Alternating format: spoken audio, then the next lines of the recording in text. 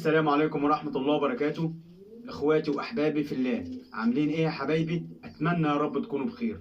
قبل ما نخش في موضوع الفيديو، اللهم صل وسلم وبارك على نبينا محمد.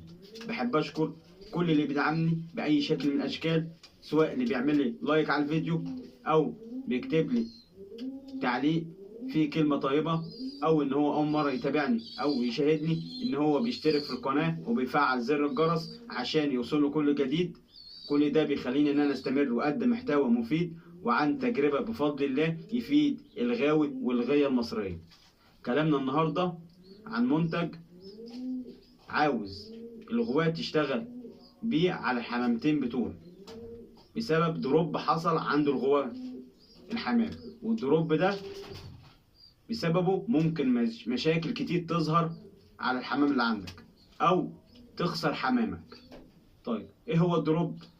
الدروب اللي هو سقوط الامطار الغزيرة، وطبعا يعتبر مفيش غاوي تمام ما تضرش بسبب سقوط الامطار الغزيرة دي.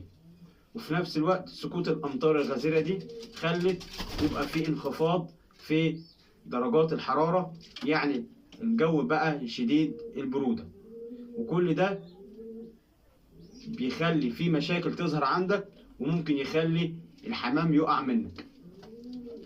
المنتج ده رخيص جدا، اللي هو العسل الاسود.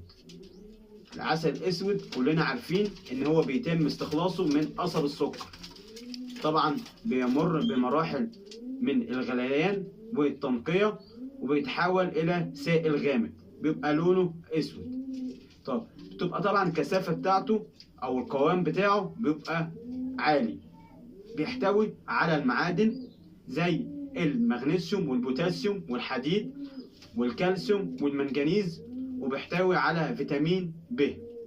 فوائد العسل لا تعد ولا تحصى، فوائدها كتيرة جدا، وهنذكر لك بعض الفوائد العسل اللي هتخليك بأمر الله تعالى ان انت تشتغل بيه على الحمامتين بتوعك.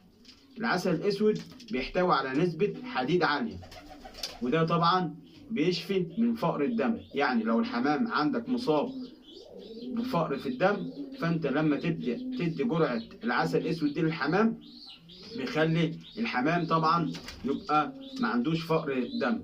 وفقر الدم يا جماعة لما بيسيب الحمام بيبقى على شكل ضعف وهزلان. بص تلاقي الحمام عندك ضعيف وهزيل. العسل الاسود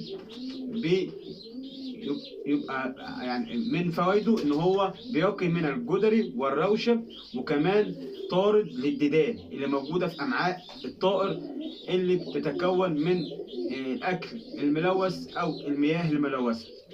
العسل الاسود مضاد سموم قوي ومنشط كبد للحمام، وبيخلي طبعا الكبد يقوم بوظائفه الطبيعيه بشكل منتظم. اول حاجه لازم تشتغل بالعسل الاسود ده في فصل الشتاء، وجرعه فصل الشتاء غير جرعه فصل الصيف. بمعنى في فصل الشتاء بيكون طبعا في انخفاض في درجات الحراره. طب انا بدي العسل الاسود ليه للحمام؟ بدي العسل الاسود للحمام عشان يخلي الحمام يبقى في ارتفاع في درجات الحراره بتاعته، وارتفاع درجات الحرارة في جسم الحمامة اللي هي سببها العسل الأسود، إن بيخلي الحمام بيحس بالتدفئة، وفي نفس الوقت بيخلي النوتي عندك تمام لو ناقصها كالسيوم فبيمدها وبيزودها بالكالسيوم اللي هي محتاجاه لتكوين وزيادة البيض دي بالأخص للنوتي. طب بيساعد برضك على سرعة النمو الريش، يعني لو عندك هزلان تمام في نمو الريش والريش ضعيف عندك ومش متستف، فانت لما تدي جرعه العسل الاسود ده بيعمل على ايه؟ بيعمل على نمو الريش ولمعانه ونموه بشكل سريع جدا. طيب اول حاجه يا جماعه العسل الاسود ده في الشتاء برشح بيه بشده، عكس الصيف. لو هتدي في الصيف فانت هتدي مره واحده في الاسبوع او كل 15 يوم، اما في الشتاء فانت بتدي كل 3 مرات مره عسل اسود. طيب ايه الجرعه اللي انا هديها؟ تمام. او الكميه اللي انا هديها للحمام في الميه. اول حاجه الجرعه بتاخد 5 سم على لتر ماء. 5 سم على لتر ماء.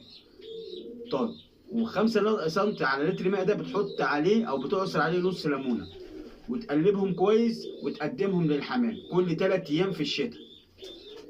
ده بيساعد على ايه؟ ده بيساعد على تدفئة الحمام، وبرضك بيقوي جهاز المناعة بتاع فرد الحمام، وبيخلي فرد الحمام يكون عنده فاتح شهية ان هو يعض في الكلفة ويكلف كويس وياكل الكمية اللي انت بتحطها. زائد برضك ان العسل الاسود بيخلي فرد الحمام يبقى عنده انتظام في ضخ الدم، تمام، للأجهزة العضوية اللي في جوه جسم الطائر. في نفس الوقت العسل الاسود برضك بيخلي فرد الحمام بيكون عنده نوع من انواع، تمام، الحيوية والرشاقة.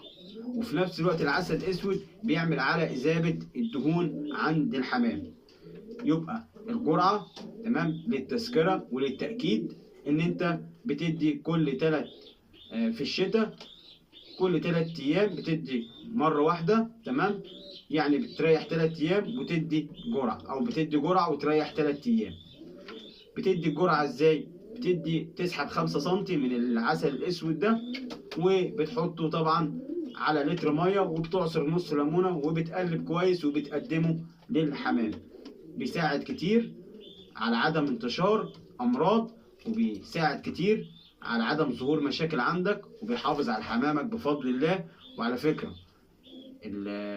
العسل الاسود يعتبر مضاد، تمام، للأكسدة، ويعتبر برضك بيمنع حدوث الروشة عندك.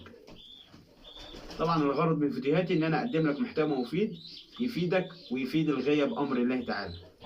انتظروني كل جديد ومفيد، والسلام عليكم ورحمة الله وبركاته.